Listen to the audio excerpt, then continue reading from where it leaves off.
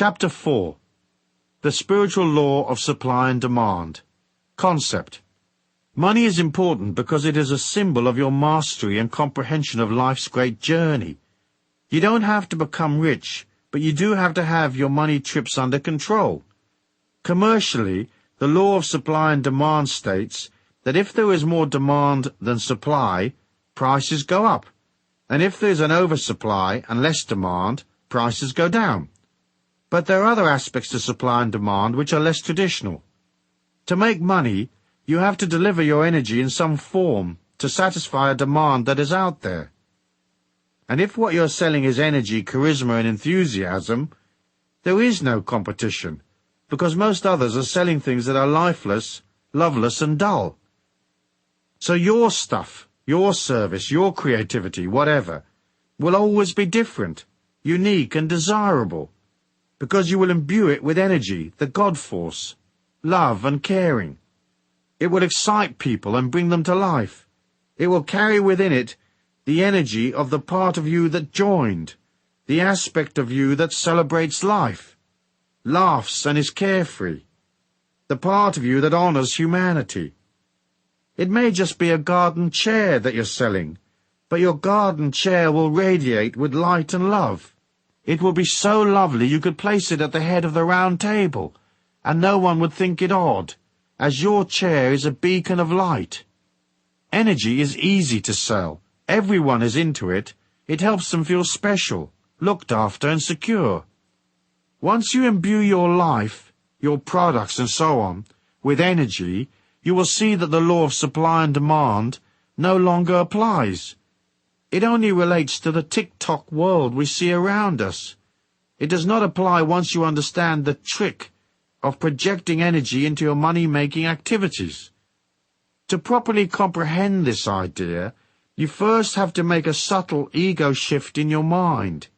You have to switch from focusing on yourself, what do I need, who will supply my demands, what will I eat, who will give me the things I want, and you have to concentrate instead on the needs of others.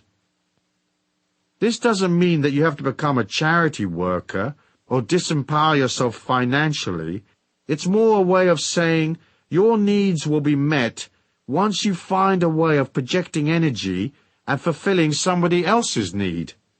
That is self-empowerment. Hoping someone will fix it for you is disempowerment, because a satisfactory outcome always lies beyond your control, subject to the whims of others. So switch your focus to, how will I fulfill somebody else's needs today, and get paid in the process? There is no way of making money on this planet other than by fulfilling people's needs. It's just an ego shift.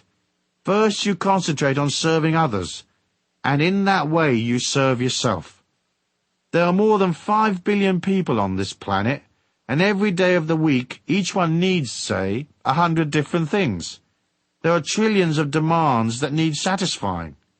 So rather than look at supply and demand from a position of insecurity and lack, you can see it from the other side of the coin. There is a perpetual oversupply of demand. If you can't give people one thing imbued with an energy that shines like crazy, you sure as hell can find something else they'll want. When you're selling energy, you're selling light, so your possibilities are infinite. What will you supply?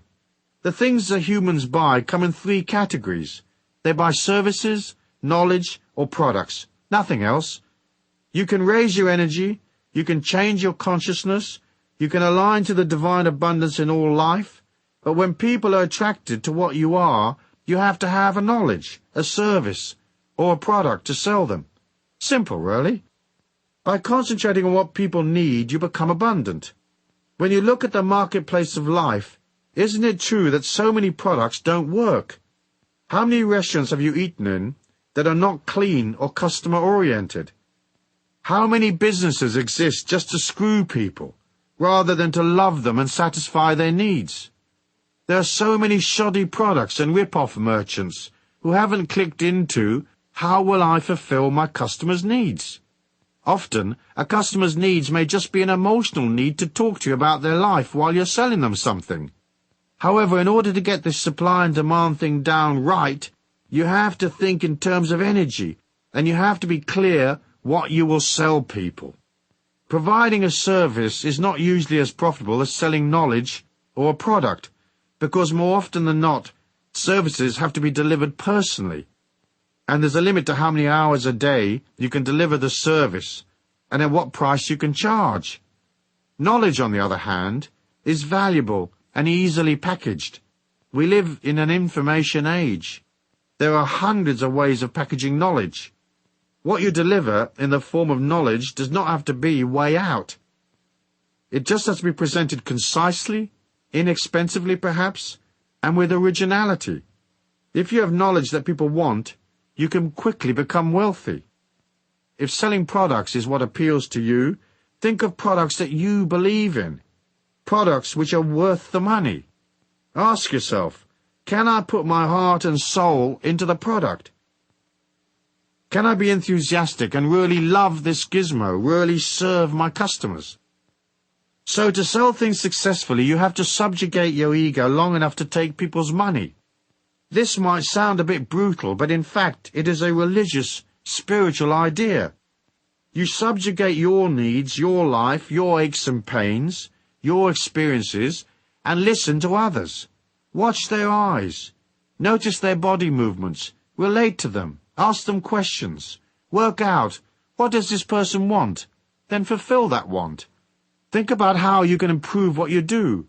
Even if right now you work for somebody else, start by putting more energy in. If the place you work in is dull and lifeless, put energy in anyway. For by doing that, you will catapult yourself out of there to something better. If you're self-employed, think how you can make 20 improvements to your knowledge, service, or product. In the end, you're selling yourself, so you'll want that looking good. You need to offer love, kindness, and charisma. You'll want to be big-hearted, and right there, bushy-tailed and up to bat. So ask yourself, are you eyeball to eyeball with life, ready to serve? Or does some aspect of your personal agenda get in the way?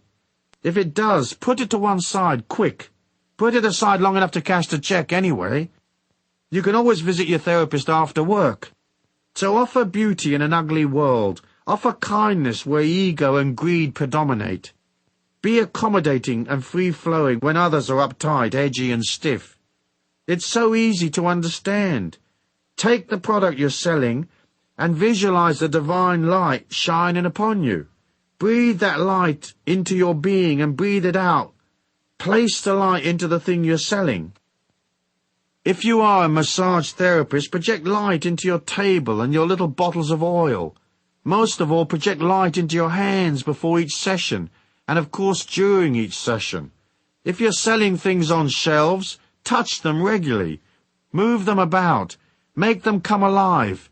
Give them energy. The little tins will be refreshed, even if they've been on the shelf for weeks and weeks. The more you touch and love the product, the more energy it has. The more likely it will belong to someone else in 10 minutes' time. If you sell information, make it original, clear and concise, and idiot-proof, so anyone can understand it.